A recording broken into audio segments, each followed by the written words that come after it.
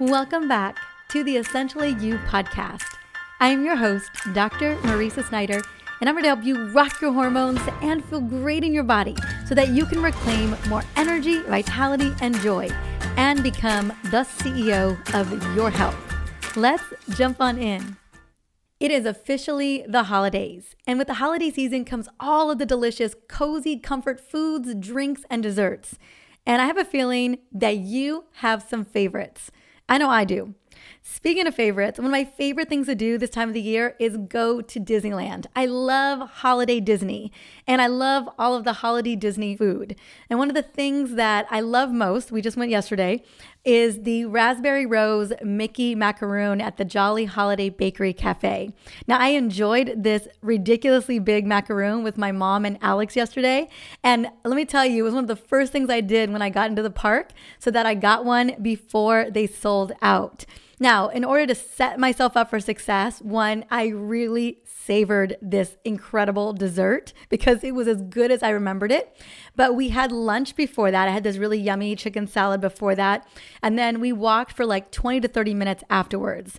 And I ended up walking 22,000 steps yesterday, which is not my best record to date at Disney. But let me tell you, it's good enough. I actually hit my goal of 20,000 steps while we were there. And so, every single one of us has something that we love, traditions that we savor. But the name of the game is not only do we get to, eat the foods that we love and really enjoy the deliciousness of the season, but also honor our bodies, our metabolism, and our blood sugar so that we are feeling good and having a great time. Honestly, I think that's what it's all about. So that's literally what today's episode is all about, because I want you to know that I am a yes and kind of person. Because I want you to enjoy some of your favorite holiday foods and have a great time with friends and family while also honoring your body and your metabolism. That way you feel great throughout the entire holiday season, and you feel even better in early to mid-January after the holiday season, especially if you are joining our live 14-day group detox kicking off the second week of January. I am so excited. We are gearing up right now to open the doors for that in the next couple of weeks, and I hope you are saying yes. I know I am ready to do a really great, I love this detox so much, with you, because man, it's just one of the best ways to really set the tone for the new year. So today, what I'm going to be focusing on is 3 surefire ways to manage your blood sugar levels and to support your metabolism during the holidays. Now, what I love about these 3 hacks, and I may have a bonus, not gonna lie, is that they work. Hands down. Like, these hacks work. And when you adapt them during the holiday season, you can also adapt them throughout the entire year, right? To continue to support your metabolic health. Now, these strategies are ones that I use every single day because the juice is worth the squeeze. Like, these move the needle. So as I navigate the holidays, I am working on being the most metabolically flexible. And honestly, I have stepped into the holiday season already. I know it's about to be December, literally in a day or 2 days. I am the most metabolically flexible that I have been in over a decade. I am more toned. I'm rocking more energy than I can remember. So I want you to know that these strategies are strategies that I'm not giving up anytime soon. I'm going to carry with me for a long time and just continue to tweak and optimize them to work best for my body. And that's the other thing I want to mention is these are surefire, incredible hacks to support you during the holidays, to manage glucose spikes during the holidays. But the goal here is take these and modify them to work best for you. And maybe only one works for you, maybe 2 works for you. What I also love about these 3 hacks is that they can work in tandem. You can literally do all 3 if you want. And you may be doing a version of these already. And maybe you just find ways to optimize them and tweak them to just work best for you. So without further ado, I want to get right into it. Here they are. Number 1. And you have heard me talk about this one. I mean, gosh, over and over and over again, but it is worth repeating because it's so good. And that is to move your body after your biggest meals. I don't care if it's taking the stairs, if it's on a rowing machine, if it's a Peloton ride, if it is a 15 to 30 minute walk, get in that movement. Resist the temptation to nap or veg out on the couch after eating too much. The goal here is to get moving because this will help your muscles use that blood sugar instead of just storing it in your liver or eventually in your fat cells. Now, I have an entire episode devoted to the benefits of walking after a meal, especially after dinner or after you overeat, right? Or if you have too much sugar, whatever it may be. It's episode 340, and it is taking a 20-minute walk after dinner is one of the best things you can do for your metabolism. So if you want more nitty-gritty into why it is so good for you to be walking after a meal, go and check out episode 340. And if you can't walk because it is too freaking cold outside, which I get, a big chunk of the country and a big chunk of the world, it is chilly. So what I recommend instead, and this is the case for me too, it's dark, it's cold outside. That's the reality of things right now, especially during the holiday season. My recommendation is squats, lunges, body weight exercises, put those muscles to work. And here's the thing, you can do it in your living room. So we do it in our living room. We'll have a show on or we'll have music on and we'll be playing in the living room with Kingston and we'll just be knocking out squats and lunges and body weight exercises. Kingston does squats too. It is so adorable.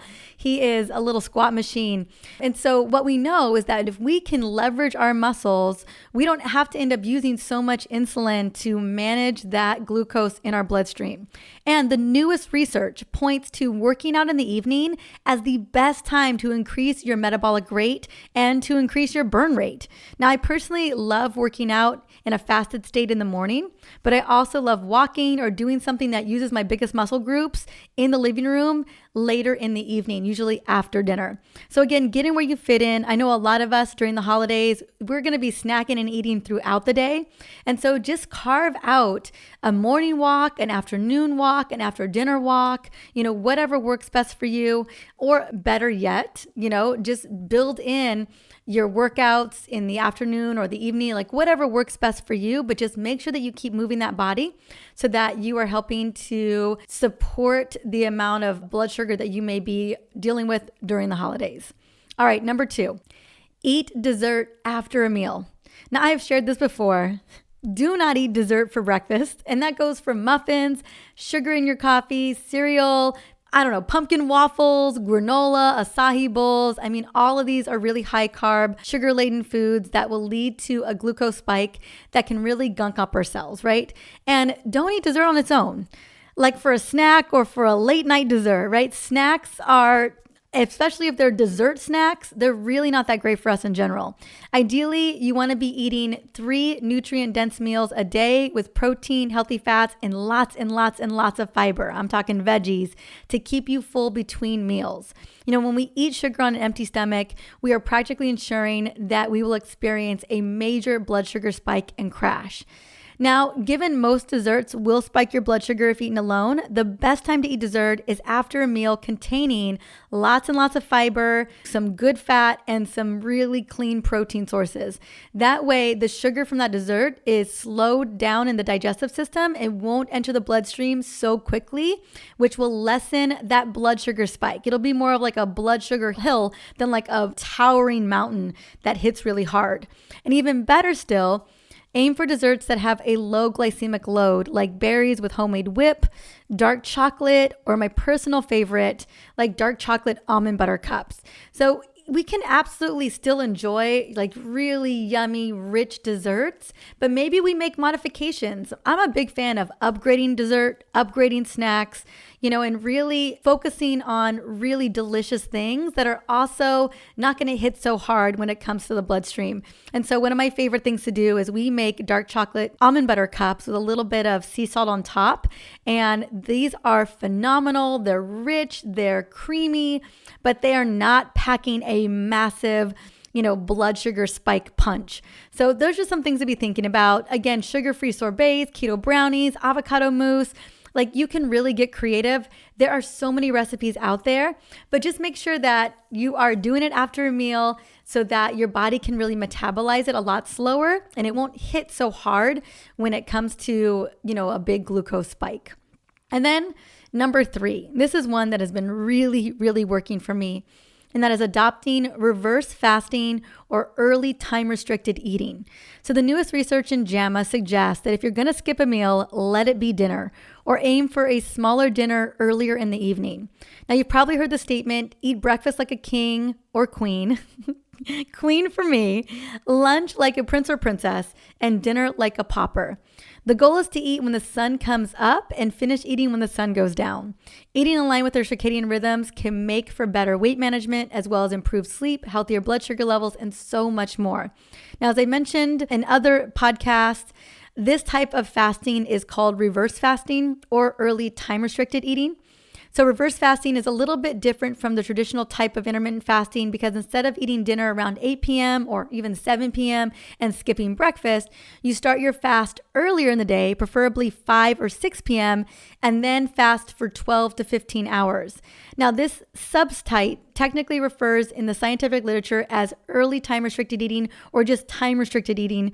Research has found that this type of fasting to be superior to just fasting anytime. So if you're intrigued by the concept of reverse fasting or living in harmony with your circadian rhythms, here's how to get started. This is how to do it for the holiday season.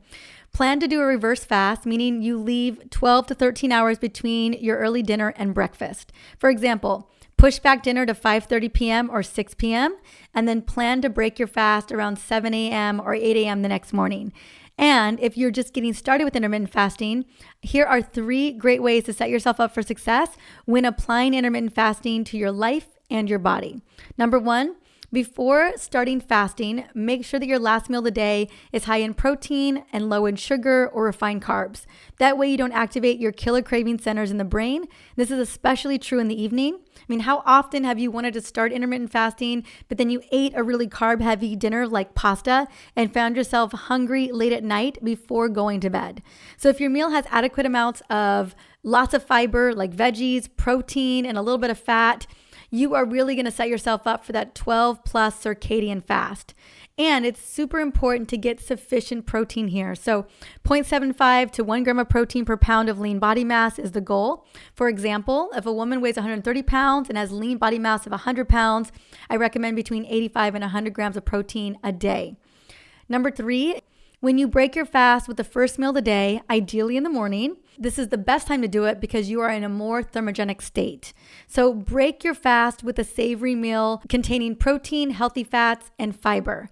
So don't focus on a sugary meal for the first meal of the day because that sets the tone for your metabolism and your blood sugar, not only for that day, but even for the next day.